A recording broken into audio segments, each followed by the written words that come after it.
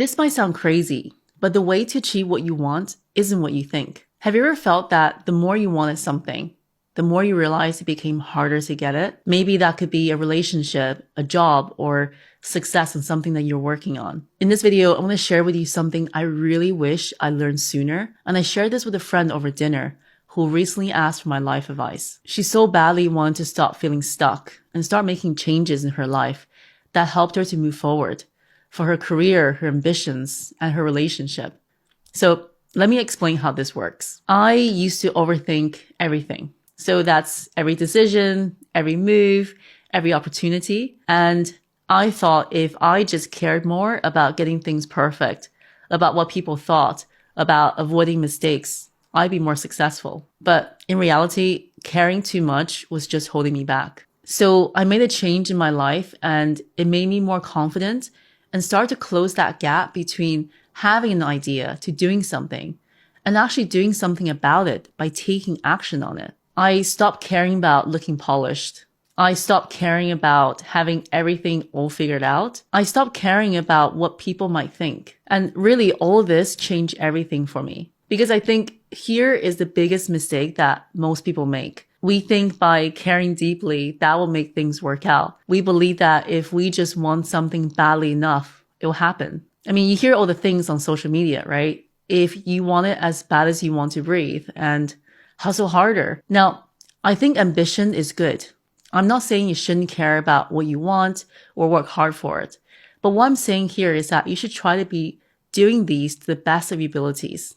And if you're satisfied and happy with what you have done, that you have done all that you can, the outcome is irrelevant because you showed up and you did your part as best as you could. But sometimes, don't you feel that the opposite is true in your life? I mean, think about it, right? The more desperate sometimes you are to get this brand new job, the less confident you might seem at that interview.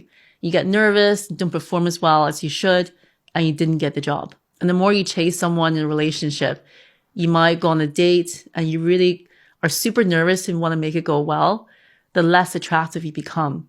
Because by doing that, we sometimes can come across as desperate and might even push them away. The more you want success in your career or building your business, trying to get that next big promotion or land that big client, the harder it feels to come by. Because I think neediness chase and detachment attracts. And there's a reason why people who don't need success, they seem to get it. Why the ones who don't care about being liked, they tend to attract the most respect. It's because when you're no longer holding on to this outcome, you move differently, right? And you show up differently. You become calmer. You become more present. And you're much more powerful. And really the irony here is that that's when things start to fall into place. And this brings me to the next point, and that is the law of detachment. So this is a law that says when you put in your best effort, let go of the result, life can work in your favor. But now let me be clear. I think this isn't about being careless about what you want. It's about being free, to finally detach yourself from the outcome. So imagine how you feel to be free from anxiety, free from overthinking, free from the fear of failure. Because here's the thing. Now, if you get that job, great. If not, you'll find another one. There will be a better one that comes along. If the relationship works, amazing. But if not, maybe it wasn't meant to be, and because a better person's out there waiting for you. And if the opportunity happens, fantastic. But if not, something better is coming, and it's just going to be a matter of time. Either way, you're going to be okay, I promise. The best high performers, the best athletes, and the best entrepreneurs that I know, they care, but they're not attached. So they show up, they give their best, and then they let go. Because they know if they've done everything they can, they've already won, and so have you. And I think it's time that we all embrace this with or without your energy.